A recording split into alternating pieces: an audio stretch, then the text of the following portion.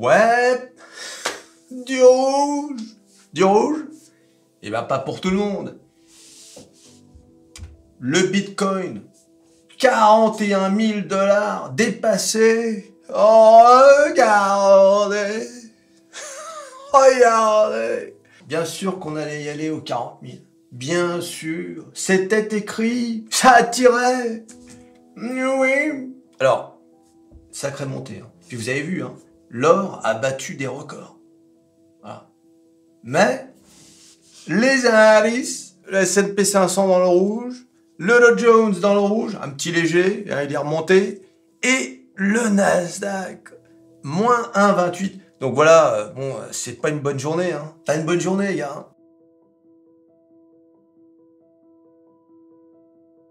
Regardez les valeurs, tout est rouge, tout. C'est incroyable.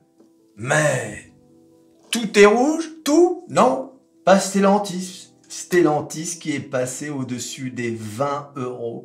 Eh oui, les amis. Mais oui. Et les OMA et les oiseaux de mauvais augure qui nous expliquaient que hein, Stellantis allait chuter avec la grève aux États-Unis. Ah, un peu. Il faut y croire. Moi, j'y ai toujours cru en Stellantis. L'une de mes plus belles valeurs. Bon, en revanche, je sais pas si vous avez vu la claque de Nvidia, 451 $. Ah, on était à 500 là, il y a pas longtemps. Bing, on perd 50 $ comme ça en 2 semaines. C'est pour vous dire, hein, ça va très vite, très vite. Bon, ça reste Nvidia, pas de panique. En ce qui me concerne, je garde, bien évidemment, tout comme je garde tout le reste, tout ce qui est dans le rouge, Microsoft, Tesla, Apple, Google, les 7 fantastiques. Rendez compte, une sale journée. Hein. Alors, pourquoi c'est une sale journée? Eh bien, pour le savoir, il faut se rendre sur le meilleur spout. Le meilleur boot. N'importe quoi. Je voulais dire, le meilleur site de bourse et de finance. Oh, vivement les vacances de Noël. Ah, ça va plus là. Hein. J'ai nommé métamorphose47.com. Oh, regardez. Le président de la Réserve fédérale, Jérôme Powell, lance un avertissement aux investisseurs. Oh, non. Eh oui, parce que nous, la semaine dernière, on s'est un peu emballé, t'as vu? Ah, c'est bon, ça y est, c'est fini, l'augmentation des taux, l'inflation qui stagne, le chômage qui augmente. C'est-à-dire les chiffres de chômage qui tombent là cette semaine.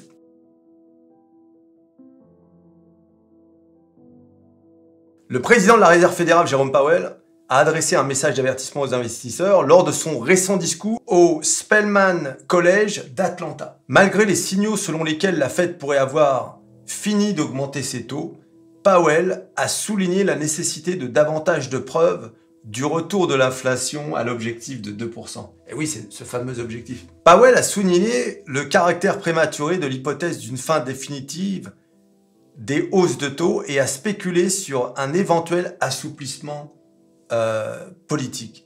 Tout en reconnaissant une politique monétaire restrictive, Powell a laissé la porte ouverte à de nouvelles hausses de taux si cela est jugé approprié, remettant en question l'idée selon laquelle la Fed serait prête à s'orienter vers des réductions. Il en fallait pas plus. Hein. T'as vu un peu comment il sabote tout, lui. À chaque fois qu'on est sur une bonne pente. Incroyable. Et après, tu t'étonnes que les gens mettent de l'argent dans l'or et le Bitcoin.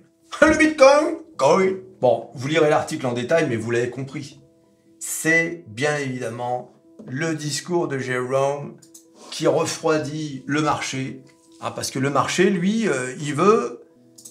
Le marché, lui, il veut, bien sûr, le pivot. Le pivot, on sait que ce sera en 2024. D'accord ? Mais on veut quelque chose. D'accord ? On veut des billes. Hein ? On veut un petit quelque chose, c'est Noël. Vous vous rendez compte qu'il va nous gâcher les fêtes de Noël, Jérôme Powell ? Ah non. Ah, déjà que Christine, chaque fois qu'elle parle, l'euro en prend un coup. Alors concernant le CAC 40, à noter, hein, regardez Kaku qui a retrouvé, ça c'est sûr depuis le début de l'année. Hein. Regardez, donc il y a eu des hauts et des bas, mais là il y a eu une grosse baisse quand même, hein, depuis l'été, là, septembre surtout. On est quand même, on est descendu à 6795. Et là, regardez, on rejoint tranquillement le haut. Et aujourd'hui, on a fait un petit moins 0,18. Mais t'as vu comment le CAC 40 retrouve son haut tranquillement pour la fin de l'année 2023. C'est extraordinaire. On est content, on est rassuré. Voilà, donc en conclusion, rouge pour les stocks, vert pour les cryptos. Voilà, choisissez votre camp. Peut-être que certains d'entre vous sont investis dans les deux. Mais c'est vrai que pour le Bitcoin, c'est quand même extraordinaire.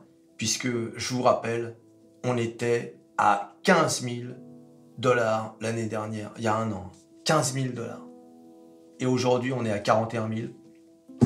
Bravo pour ceux qui ont toujours cru. C'est vrai, hein, il faut le dire. Je veux dire, c'est pas... on est dans un autre monde. Hein. Les cryptos, c'est quelque chose... il faut être convaincu, hein, par la chose. Mais c'est vrai que la perspective des ETF spot, regardez ma vidéo sur BlackRock, fait qu'aujourd'hui, les cryptos ne font plus peur aux gros investisseurs. Et aujourd'hui, les gens se disent, c'est le moment d'y aller. C'est l'oseille qui s'en va des autres marchés et qui va vers les cryptos. Donc, c'est une excellente nouvelle pour les aficionados du Bitcoin. Bitcoin, coin.